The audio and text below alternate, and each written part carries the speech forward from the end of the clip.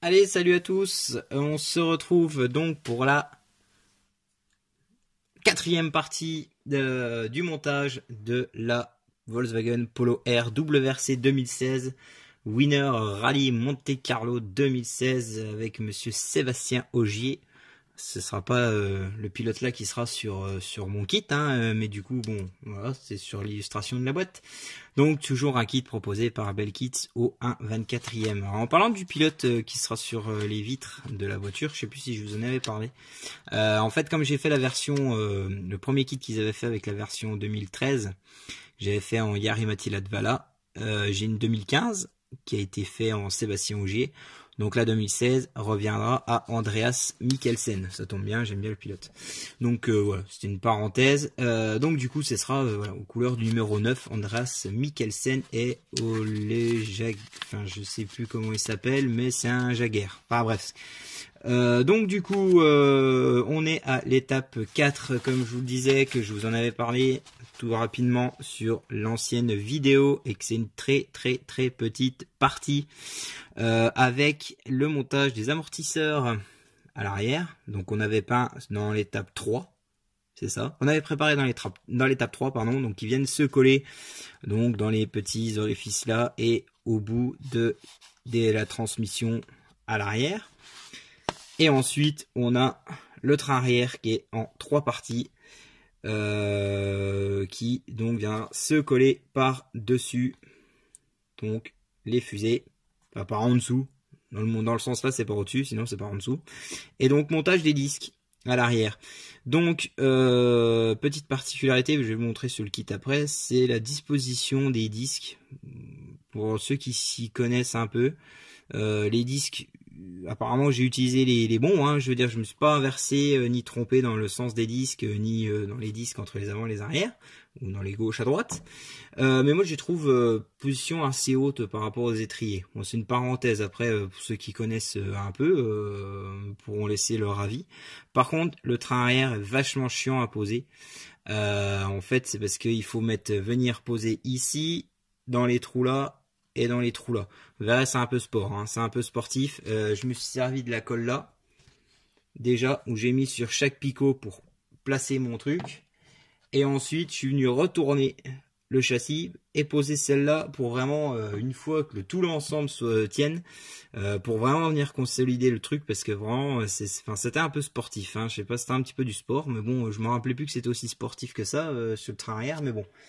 Enfin bref, là ça a été un petit peu, voilà, il y a eu un petit peu de, il a fallu un petit peu tenir, etc. Mais bon, ça a été, finalement ça a passé. Donc là voici la partie arrière. Donc avec les disques, voilà. Donc je retournerai après, hein, pour vous parler de l'histoire des disques là, de la position. Vous voyez le train, et voilà. Donc sont dans le bon sens, hein, il n'y a pas de souci, les disques. Ça donc en X18, hein, au fait, hein, je sais plus si je l'avais dit. Bon, les fusées étaient déjà peintes, hein, dans la précédent, dans l'étape 3, mais du coup la train arrière a été peint en X18 de chez Tamiya.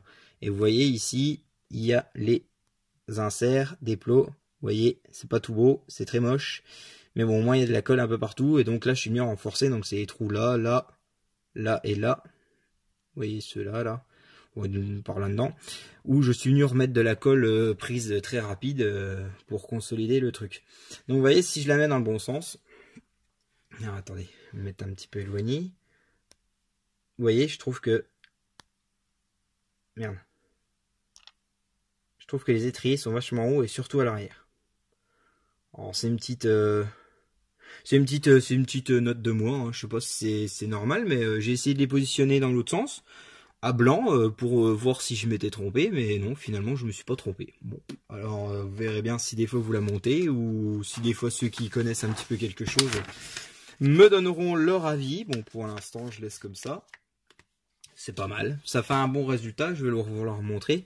Voilà, donc là le châssis est en lui-même terminé. Il n'y a plus que la protection de châssis qui vient se mettre tout le long là. Donc ce sera la dernière étape, je crois. Ce sera l'étape finish. Vous voyez, voilà, c'est cette grosse protection là avec les bavettes. On viendra mettre ici. Voilà, ce sera au moment où le montage sera terminé. Donc, je retrouve ma page, du coup, pour vous parler de la 5e étape. Alors, je ne sais pas si vous l'aurez dans les 2-3 jours qui suivent, parce qu'il y a un petit peu plus de travail.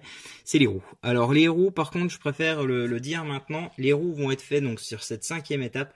Mais vous ne les verrez pas monter sur le châssis tout de suite. Puisqu'en fait, maintenant, j'ai pris une certaine habitude. C'est de monter les roues à la fin. Du coup, j'ai vu pas mal de gens qui font ça, et c'est vrai que ça peut aider, parce que je peux vous prendre par référence, quand j'avais fait une Fiesta WRC de chez Belkits, on vient vraiment insérer les roues dedans. Donc ça pose pas de problème à la base, hein, je veux dire que ça se fait avant ou après. Mais du coup, sur certains montages d'auto, la roue quand elle est placée, on voit qu'il y a un décalage par rapport au passage de roue. Et des fois ça fait pas beau. Donc genre sur mes Fiesta, je m'en suis rendu compte après qu'en fait si je les avais collés, donc si j'avais collé les roues, mais que je n'avais pas enfoncé jusqu'au fond et que j'avais ressorti un petit peu la roue, je me serais bien aligné au passage de roue et ça ferait un petit peu plus beau.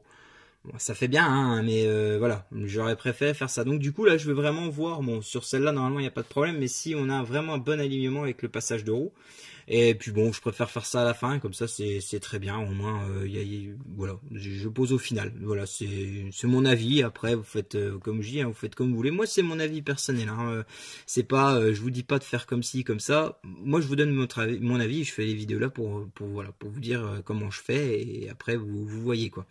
Donc voilà, les roues, donc il y aura les 5, hein, là il n'y en a que 4, mais il y a la H32, donc la spare wheel, donc la roue de secours.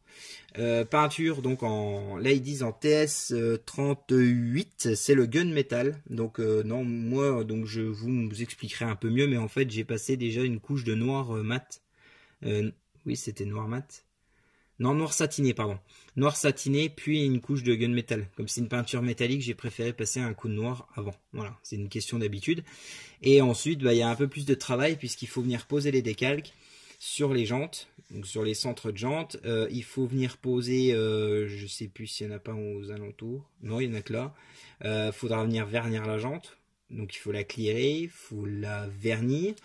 Et ensuite de ça, il faut monter les pneus et les décalques de pneus. Et je vous montrerai comme sur l'ancienne, sur la 2015. Moi, j'aime bien rajouter les petits marquages sur les pneus comme en vrai. C'est-à-dire que les techniciens viennent remettre des petites inscriptions sur les pneus pour savoir à qui c'est, quel numéro des pneus est monté dessus, etc. Enfin, c'est un petit rappel et du coup, c'est réaliste. Je trouve que ça amène un petit côté réaliste. Donc, vous voyez sur la page, hein, vous avez l'habitude de voir les deux images sur une même étape, mais là du coup on passe sur l'intérieur après. Donc ça on verra en étape 6. C'est pour ça que là j'ai divisé en deux, une étape 5, une étape 6. Ça c'est pour après. Donc voilà. Donc 5e étape, et à voir maintenant, enfin dans pas longtemps, donc je pense dans quelques jours, hein, je vais voir le temps de faire ça. Ça prend un petit peu plus de temps comme je vous ai expliqué. Et puis je sais pas, peut-être que entre temps il y aura peut-être un slideshow fait de mon kit de la Golf GTI. J'ai gardé juste le carton. Voilà, j'ai monté ceci là il y a pas longtemps. Du coup, je viens de monter les roues parce que j'attendais des roues. Donc, parce que les roues qui sont d'origine dans le kit sont super toutes moches. Donc voilà, j'ai commandé des roues à part. Donc là, elles sont en train de finir de coller. Elles essayent de tenir parce que c'est pas évident non plus à coller les roues dessus. Et enfin bon, ce sera pour plus tard. Ce sera dans une vidéo autre. Alors je sais pas si elle sera là avant, si elle sera là après. Je sais pas encore. Après la prochaine étape de la Polo. Voilà. Donc je vous remercie d'avoir suivi la 4e étape de la Volkswagen Polo R WRC 2016. Je vous dis à bientôt, je vous remercie encore de me suivre. N'oubliez pas de liker, de commenter, de faire ce que vous voulez, de partager, de ce qui vous vient par la tête. Hein. Ça fait toujours bon un plaisir d'apprendre, ça fait toujours plaisir à apprendre, pardon, je vais y arriver avec mes mots. Et puis ça motive encore un peu plus, puisque du coup j'ai vu que sans faire de vidéo pendant 2 ou 3 mois, il y a eu des abonnés en plus et des vues en plus. Donc du coup, bon, ça remotive. Du coup, là, je me suis dit, Cyril, fais des build-up, mais au moins tu verras, c'est cool. Finalement, voilà, il y a un intérêt là-dedans finalement de faire ça. Donc voilà. Et je vous remercie beaucoup et je vous dis à très vite pour la 5e étape. Salut!